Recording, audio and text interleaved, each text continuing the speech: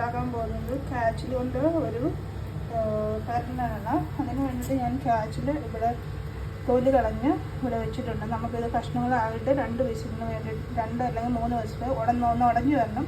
അതിന് വേണ്ടി നമുക്ക് ഇത് കഴുകിയിട്ട് കുക്കറിലിട്ട് വേവിക്കാം. എങ്ങനെയാണ് വേവിക്കുന്നതെന്ന് ഞാൻ പറഞ്ഞു. നല്ല നാടനായിട്ടുള്ള കറിനാണ് ഇത്. ഓൾമോസ്റ്റ് 1/4 കിലോയാണ്. അവിടെ 6 വിസിലടിച്ചു. ഞാനിത് ഗ്യാസിൽ നിന്ന് എടുത്തിട്ട് അതിൻ്റെ ആവി പോകാൻ വേണ്ടി വെച്ചിട്ടുണ്ട്. ഇനി നമുക്ക് അരപ്പ് തയ്യാറാക്കാം. ആദ്യം ചതച്ചെടുക്കാം. അതിന് വേണ്ടിയിട്ട് ഞാൻ ഇവിടെ ഇടിയോസാണ് യൂസ് ചെയ്യുന്നത്. അതിനകത്തേക്ക് നമുക്ക് ഒരു ടീസ്പൂൺ മഞ്ഞൾപ്പൊടിയും കൂടെ ചേർക്കാം. മഞ്ഞൾപ്പൊടി നമ്മൾ ഓൾറെഡി ചേർത്താണ്, ഇച്ചിരി ചേർത്ത്.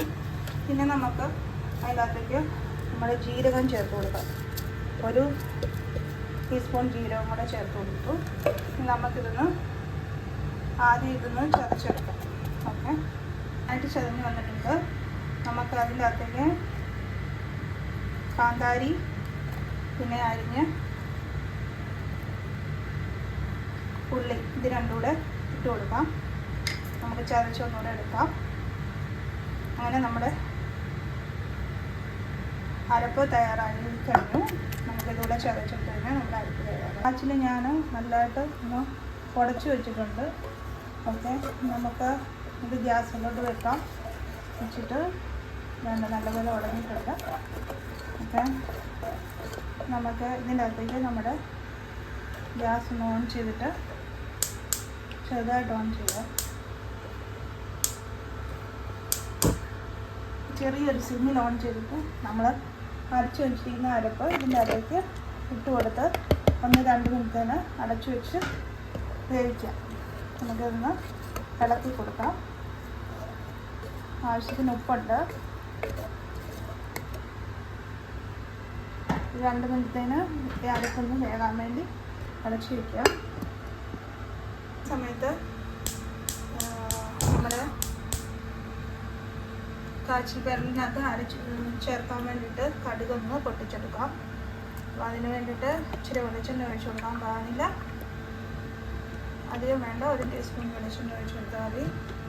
എന്നിട്ട് അതിനകത്തേക്ക് നമ്മൾ 2-3 ചെറിയ ഉള്ളി മൂപ്പിക്കാൻ വേണ്ടി ഇടുക. കുറച്ച് കറിവേപ്പില ഇവിടെ ചേർത്ത് കൊടുക്കുക. കടുക് ഓപ്ഷനിലാണ്. ഇതൊന്ന് ചൂടായിട്ട് നമുക്കതൊന്ന് മൂപ്പിച്ചെടുക്കാം. മൂത്ത് വരുന്നുണ്ട്. നമുക്കൊന്ന് അധികം 2 ഉണ്ടമുളകുകൾ ഇട്ട് കൊടുക്കാം. മൂപ്പിട്ട്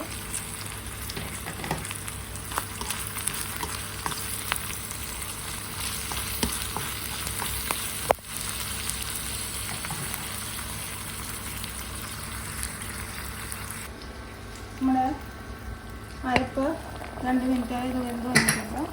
നമുക്ക് ഗ്യാസ് ഓഫ് ചെയ്യാം. പിന്നെ നമുക്ക് ഇളക്കി ഒന്ന് യോജിപ്പിക്കാം. ഒരു 2 മിനിറ്റ് കഴിയുമ്പോഴേക്കും നല്ലപോലെ കുറുകി വരും. ഉപ്പ് ആവശ്യത്തിനുണ്ടോയെന്ന് നോക്കാം.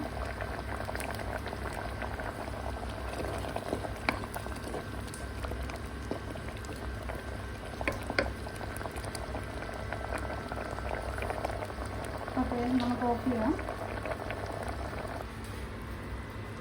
അങ്ങനെ നമ്മുടെ അരപ്പ് മൂത്തു. നമുക്ക് ഈ അരപ്പ് ഒന്ന് ഇളക്കി എടുക്കാം. ഓക്കെ, നമ്മുടെ അടിപൊളി കാച്ചിൽ വെള്ളം റെഡിയായി കഴിഞ്ഞു.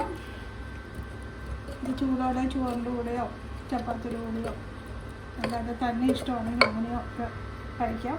ദോശ പറ്റത്തില്ല, അല്ലാതെ പൊറോട്ടയുടെ കൂടെയും അതിരുചികരമായ ഡിഷാണ്. വേറെ വീഡിയോ ഞാൻ നിങ്ങളെ അടുത്ത് വരുന്നിടം വരെ. Thanks for watching my video. Thank you so much. വേറൊരു അതിരുചികരമായ ഒരു ഡിഷാണ്. നിങ്ങൾ എന്തായാലും ട്രൈ ചെയ്ത് നോക്കണം. ഓക്കെ, എന്തായാലും ഇത് ട്രൈ ചെയ്ത് നോക്കണം. അതിരുചികരമായ ഒരു ഡിഷാണ്. പുതിയൊരു വീഡിയോ ഞാൻ നിങ്ങളുടെ അടുത്തിലേക്ക്. Thank you so much for watching my video. Thank you. Bye. പിന്നെ നമുക്ക് ഉണ്ടാക്കാൻ പറ്റുന്ന ഒരു ഡിഷാണിത്. വളരെ ടേസ്റ്റിയാണ്. പിള്ളേർക്കൊക്കെ ഒത്തിരി ഇഷ്ടപ്പെടും. ഓക്കെ, ഇതിൻ്റെ ടേസ്റ്റ് ട്രൈ ചെയ്യുമല്ലോ.